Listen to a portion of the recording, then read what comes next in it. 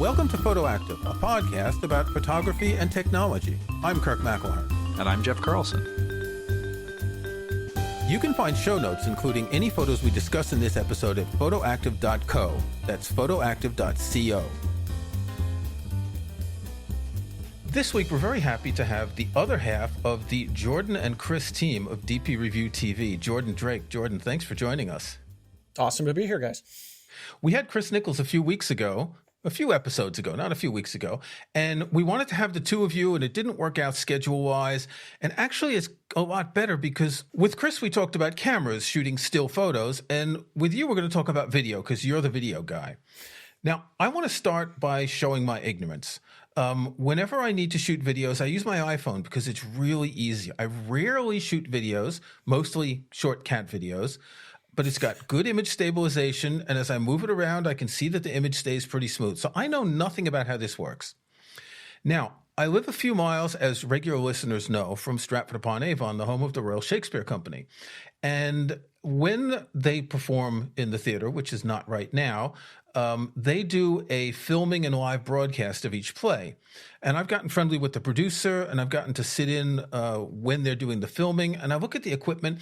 And not long ago, I was thinking, these are these big cameras, and they're on tracks or they're on booms, and do they work the same? Do they have the same kind of ISO and f-stop and focus that we use with the cameras we have? Well, that's the exact same technology and same techniques. The thing is, it's almost like video people and photography people don't want everyone to know how easy it is to transition from one to the other. So they use completely different terminology from it. If you looked at the side of the camera, you wouldn't recognize a lot of the settings that we're used to dealing with. But the idea is exactly the same.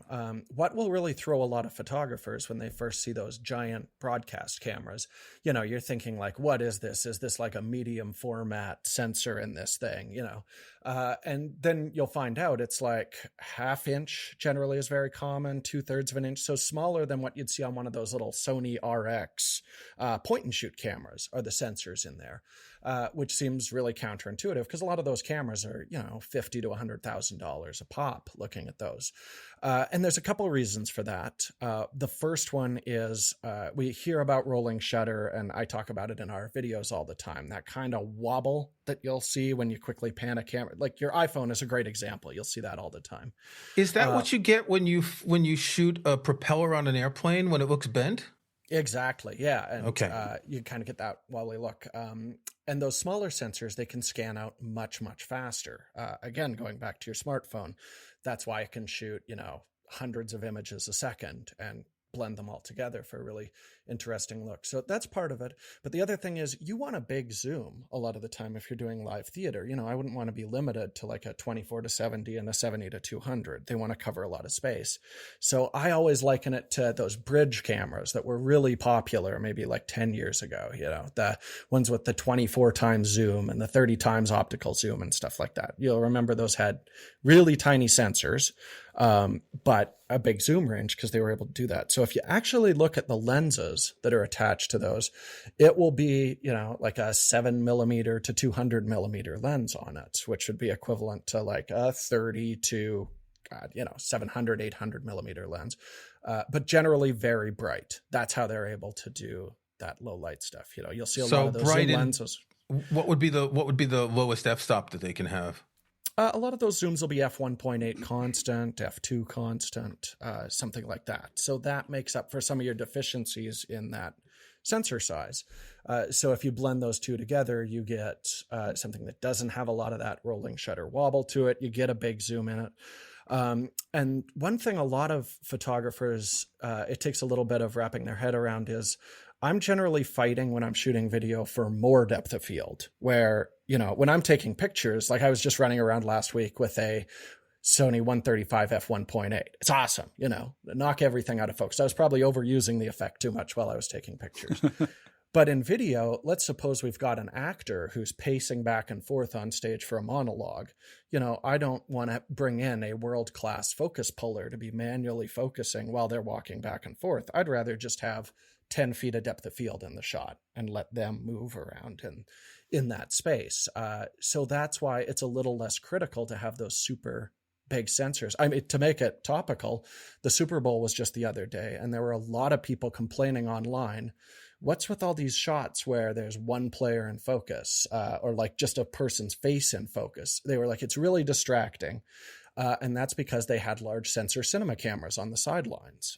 So they give you those they've been using them for years for like highlight reels and stuff, but they rarely use them actually to cut to in a live broadcast. And it's quite jarring because you can't tell what's going on in those situations.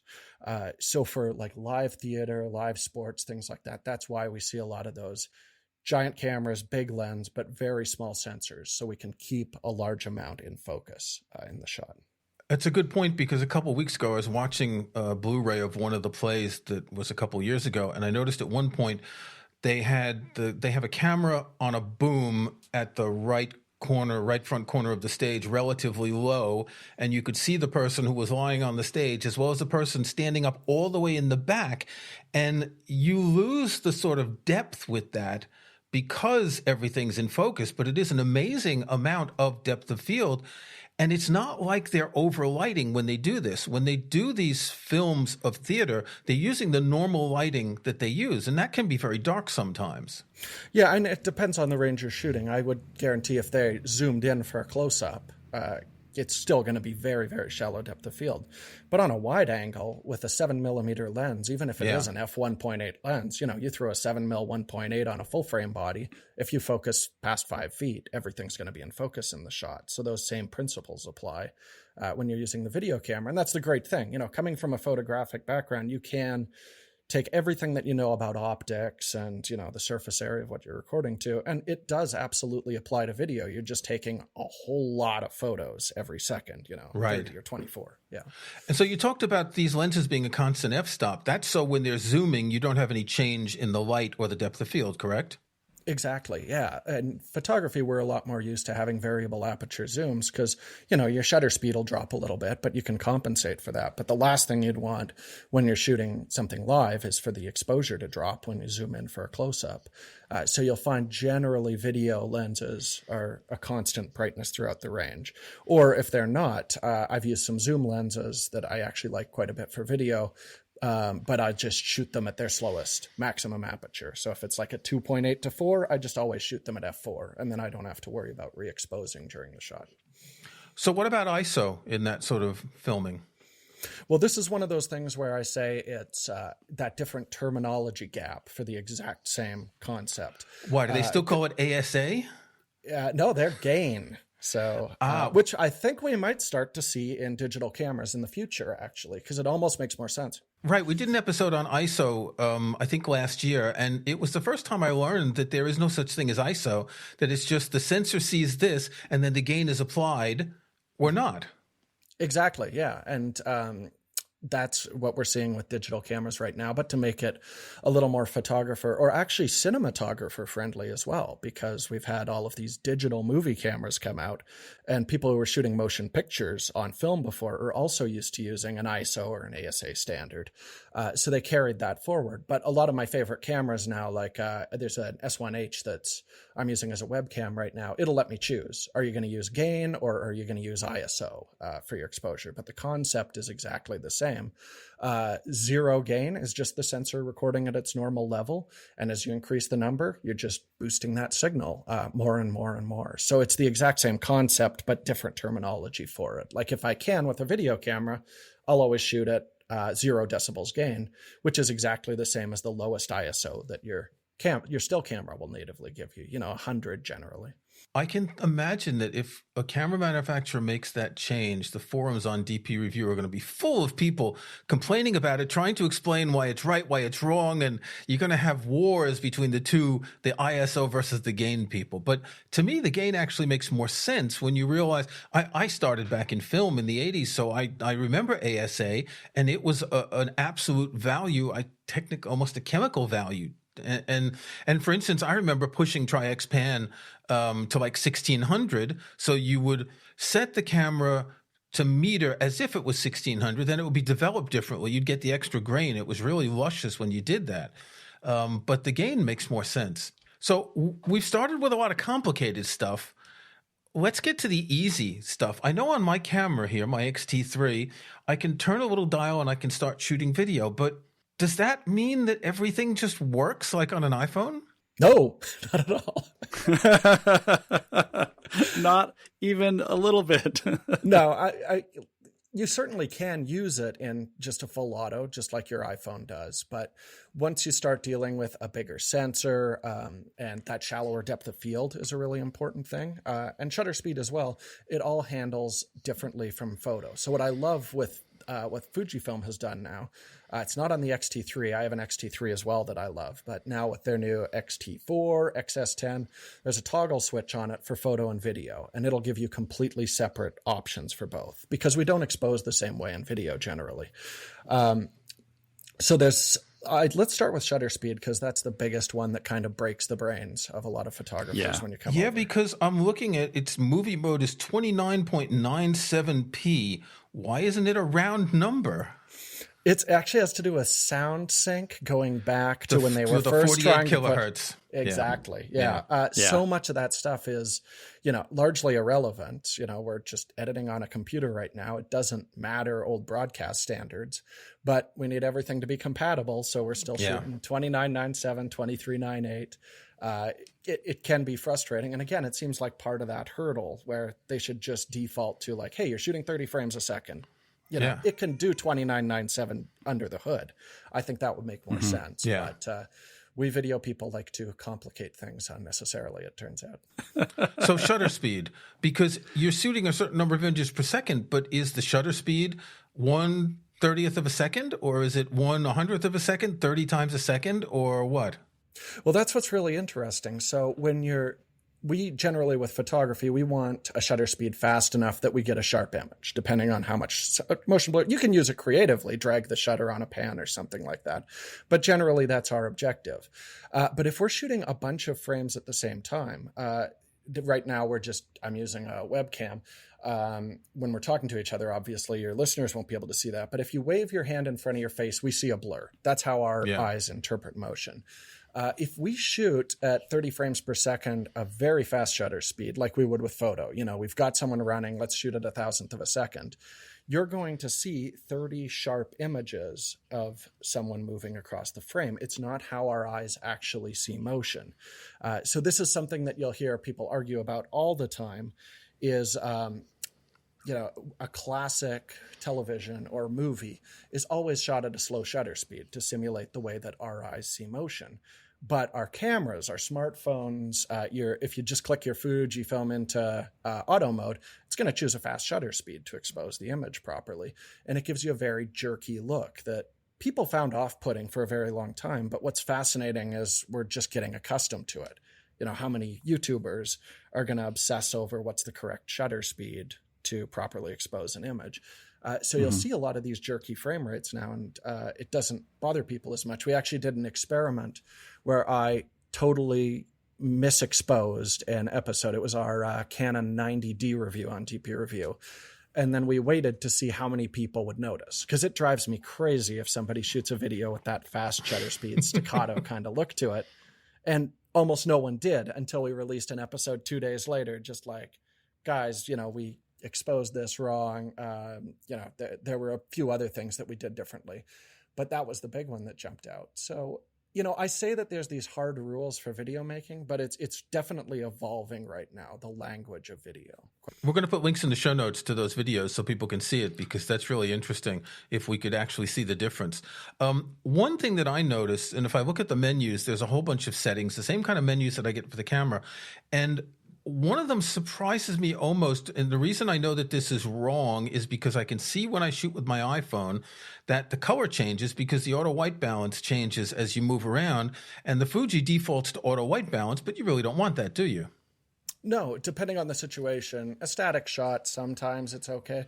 But let's imagine that I'm doing a close-up shot right now and I'm wearing a dark shirt and then I'm wearing blue pants and I cut to a wide shot of it.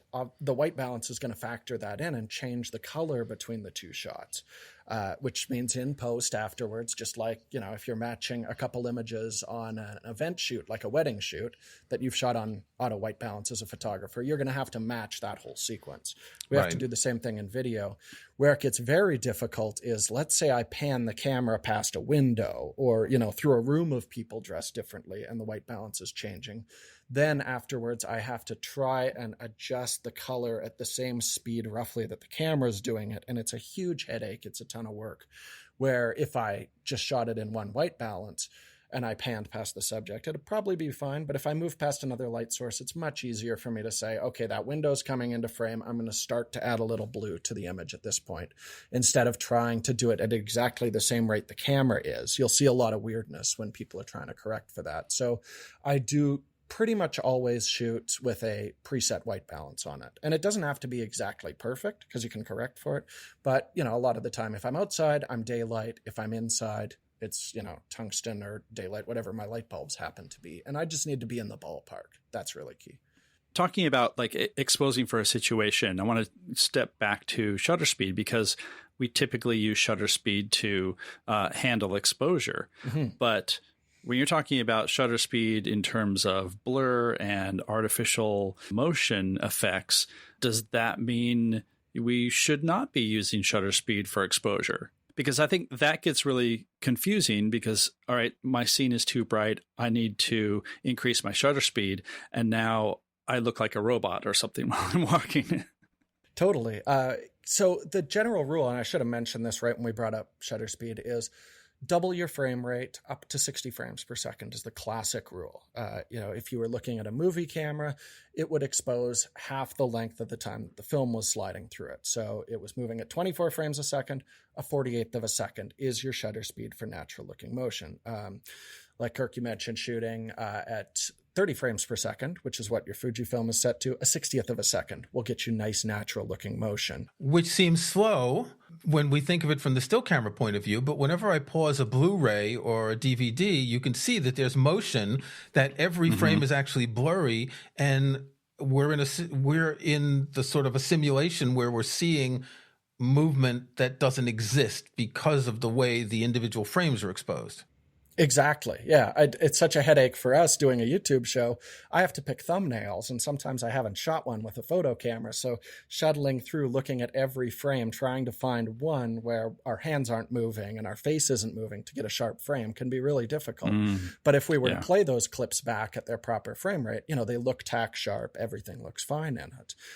So when we're shooting in bright light, like outside, that's why you'll hear all of us video people clamoring for neutral density filters, because that's how we control, indoors, ISO is your exposure adjustment, outdoors, neutral density is your exposure variable.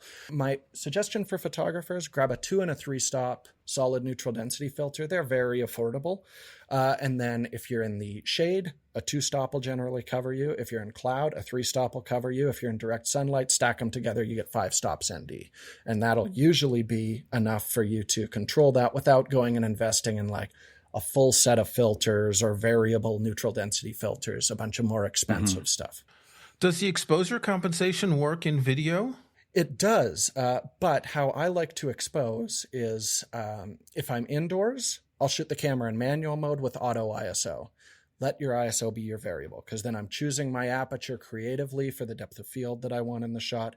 My shutter speed's fixed because I don't want to be messing up my sense of motion in the shot.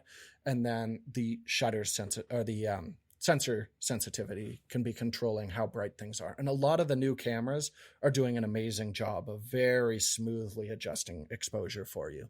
So a lot of the time you'll see me doing a walk and talk outside with Chris, and he's going in and out of trees, things like that. In those situations, I'll actually put on more neutral density than I need and set it to auto ISO, put on like 8 stops of neutral density. And then it has so little light moving through. It's like we're back indoors, and it can smoothly adjust the ISO in order to keep your exposure proper. What's really cool, Sony have a series of cinema cameras that have an electronic auto neutral density filter. That is the greatest thing ever. I want it in photo cameras as soon as possible, but it's been like 6 years and we're still waiting to see it in a photo camera. Is that like what Fuji put into the X100F? Similar, but that had a built-in 3-stop, I believe, if memory is correct. I think 2 or 3, yeah. Yeah, that you could just click on and off, which is awesome. That's a good start. This will actually, it was like a little LCD panel in front of your sensor that would adjust the amount of light coming through, and it could very smoothly adjust the amount of neutral density. So you will see these cameras all the time in documentaries because you can be out in direct sunlight and you're choosing, aperture that you need to cover the scene, and then that neutral density is shifting. And I would love to see that in photo cameras, because even if I'm out taking a waterfall shot or something, how cool would it be for me to just say, I want a 10-second exposure, and then just drag that neutral density until I get the exposure I want? Would be fantastic. This really does sound complicated, though. Let me throw one more thing into it. Let's talk about resolution, because when we're shooting stills, we're pretty much just taking as much resolution as the sensor will give us. But when we're shooting video, that introduces a whole host of things like, do I want to shoot at 4K if I have a camera that can do it? What does that mean in terms of storage, in terms of editing later?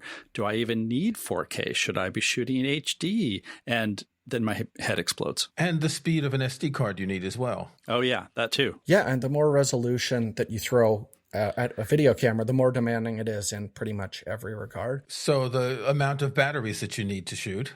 Everything, yeah. The storage that you're going to need on your computer, the type of computer that you'll need to edit that footage. Like I've got a couple-year-old MacBook Pro here, and it was great in 4K, but this year we had 2 8K cameras drop, and I'm reviewing a 12K camera right now, and this thing is not cutting it anymore. So, get yourself one of the new M1 Max.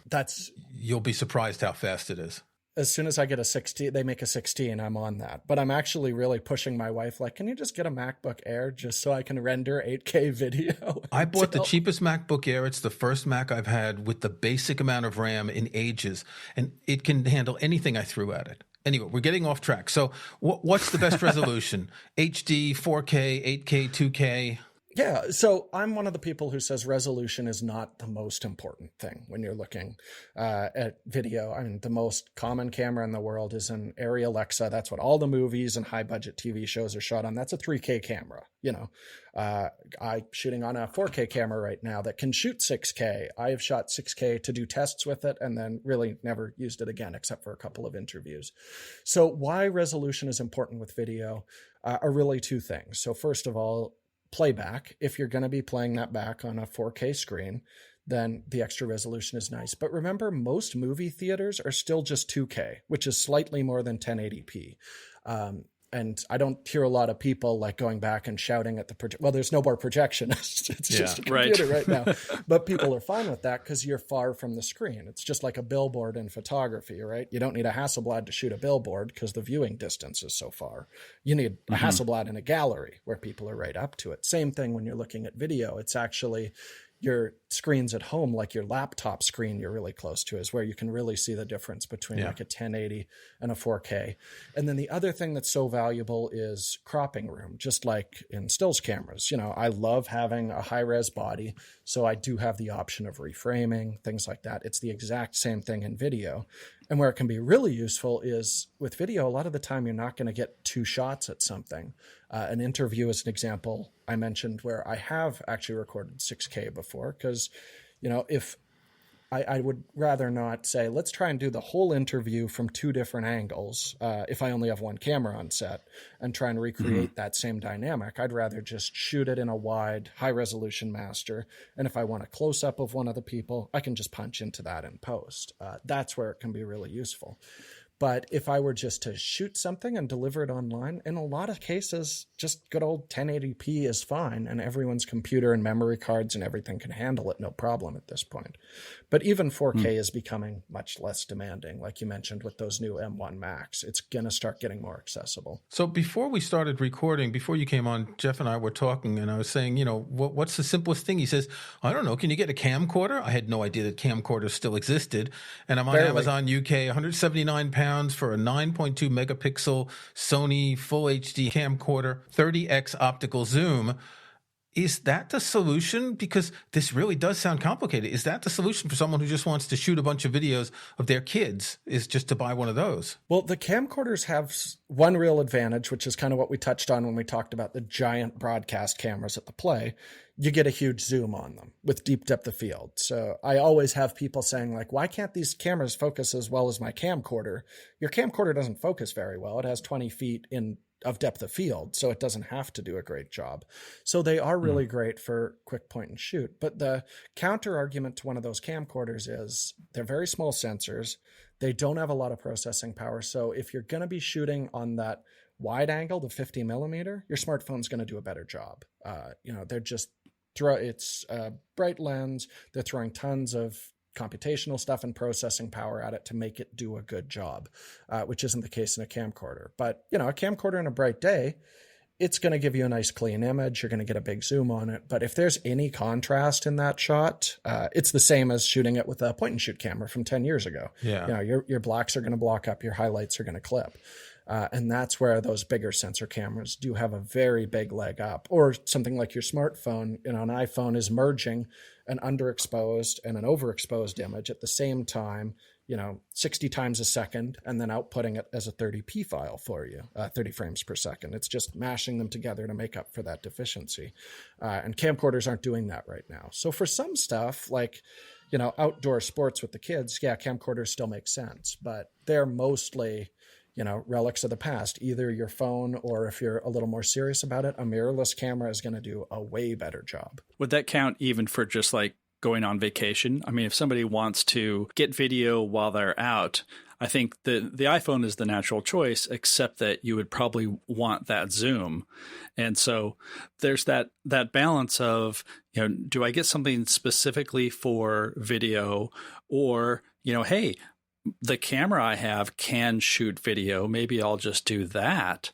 And you've got all these great lenses you've invested in. I've got all these great lenses, but at the same time, is that just going to make things a lot harder for me? What's the advice there? I've got a great camera that can shoot really good video. Maybe that's just what I do. Yeah, I think that's, if something is going to work in a wide angle perspective, then yeah, your phone might be totally sufficient for those wide moments. But if you're out there and you've taken the time and you're dragging the weight around with your photo camera as well, then just bring, like I mentioned, those 2 neutral density filters, a 2 and a 3 stop filter, have it in your bag. It will slow you down a tiny bit. I'm not going to say that when I go out, I'm quickly flipping the switch from photo to video back and forth. In a moment, I kind of make the decision, this is a photo moment or this is a video moment.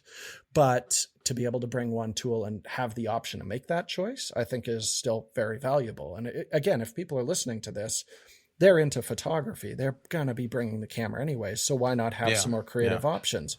Like have the option of shallow depth of field in your back pocket if you want that in video, because it can give you a really compelling, interesting look. I would say that the one most important thing is, however, you've got to have a camera or a lens that has image stabilization. Yeah, if you're hand holding, that's essential. Right. Yeah.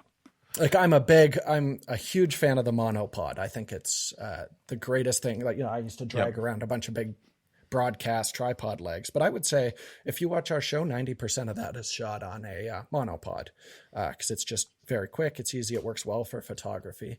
And what's a really cool trick is if you just hold it sideways in your hand and move it over until you find the center of gravity on that monopod, just with it horizontal, and then pinch it by that and go for a walk, and you'll get kind of a poor man's Steadicam effect. And it makes a huge difference when you want to walk and move with the camera without having to drag out a gimbal or a glide cam or something like that. It's just a very quick and easy, versatile tool. And again, it's something that takes up no space in the bag. If I were out doing a commercial production, then I'm going to have a gimbal and a big tripod and a jib.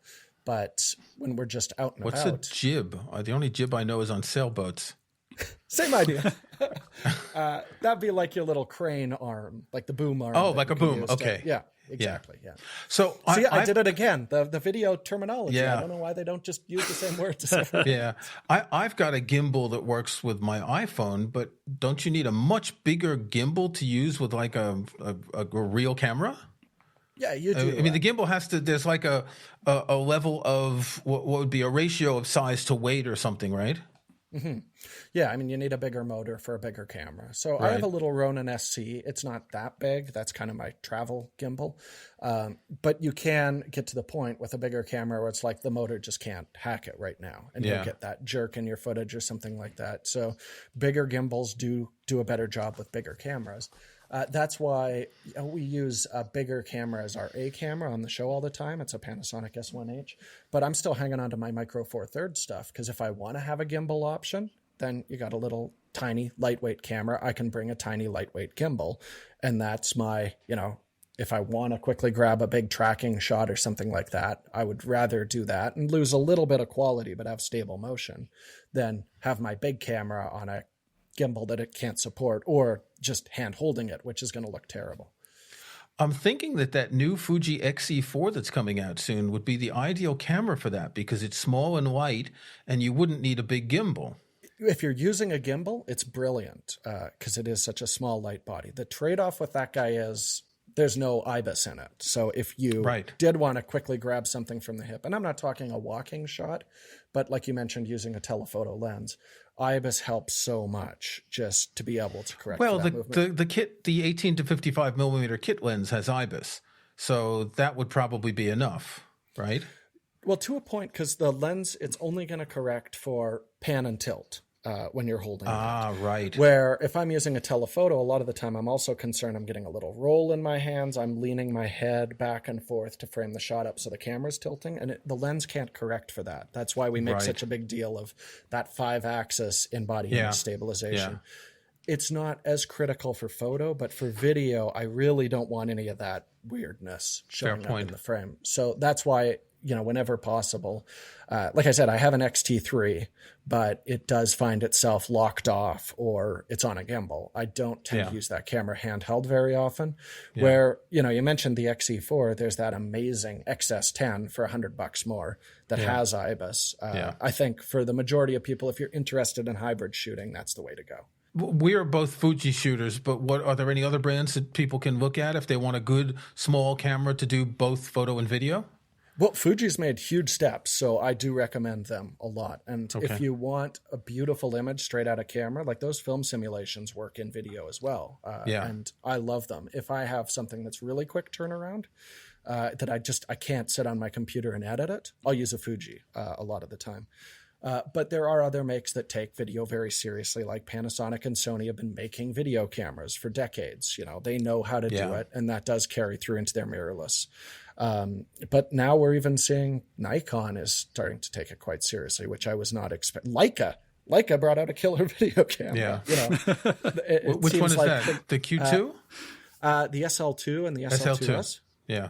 The Q2 monochrome I want as a video camera because true black and white is just so gorgeous, but it's tough that's to what justify. I want too. Yeah, but I wouldn't want to be limited to the 28 millimeter lens on that. That's a bit too wide for me.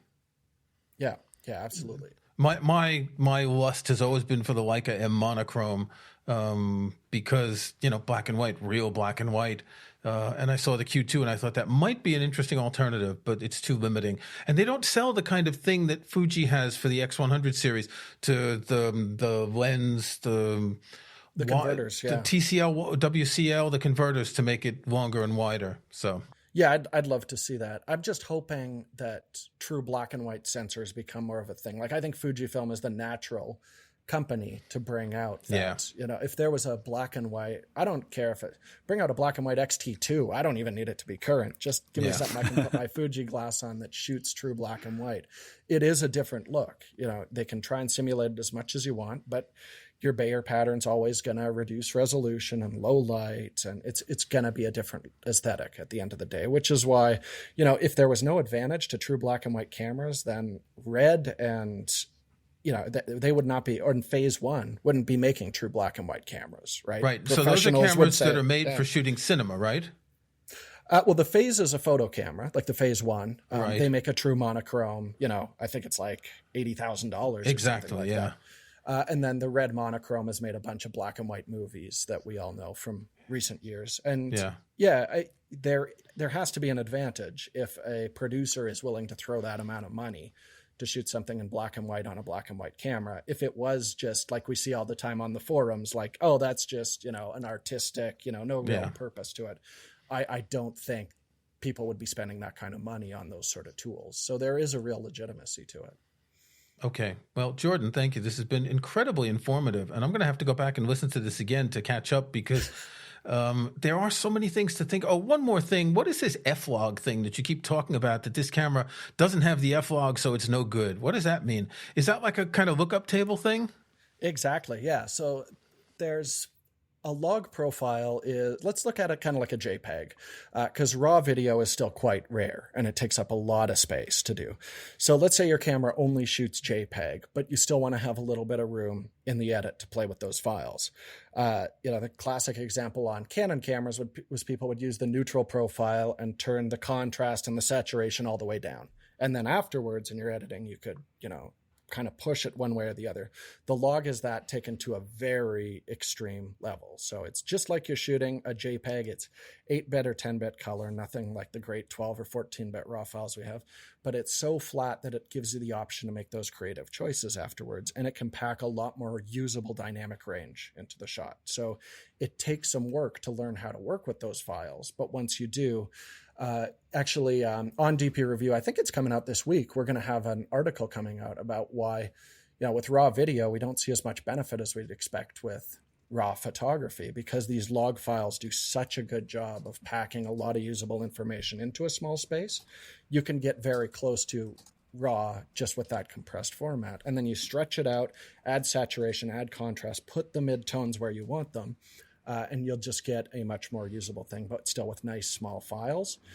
Why I love F-Log so much is that Fuji's brought out their lookup tables for both ProVia, which is just it's a beautiful in-camera profile, and their Eterna, which gives you quite a bit of flexibility in post, but still a really beautiful look.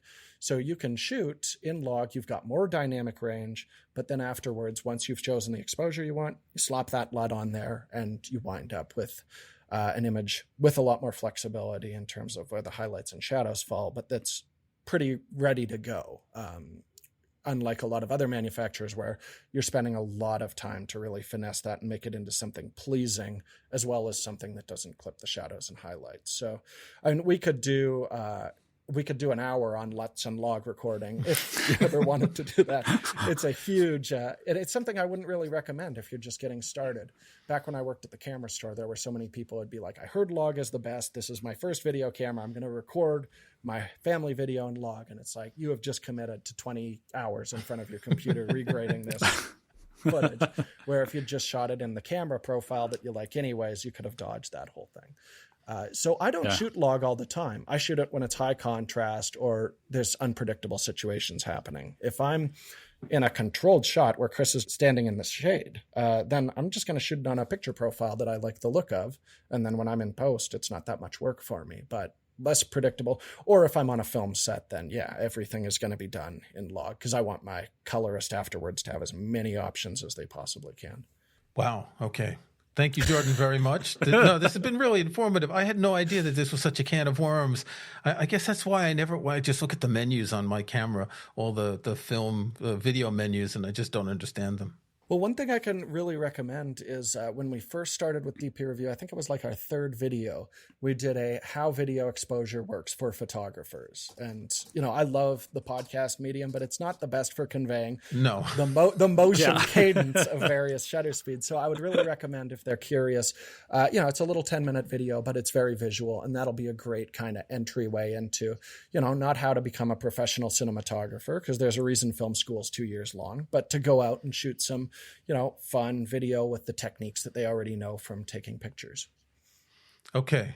We'll have links to all those in the show notes. Jordan, thank you very much for joining us. Thanks, guys. This was fun.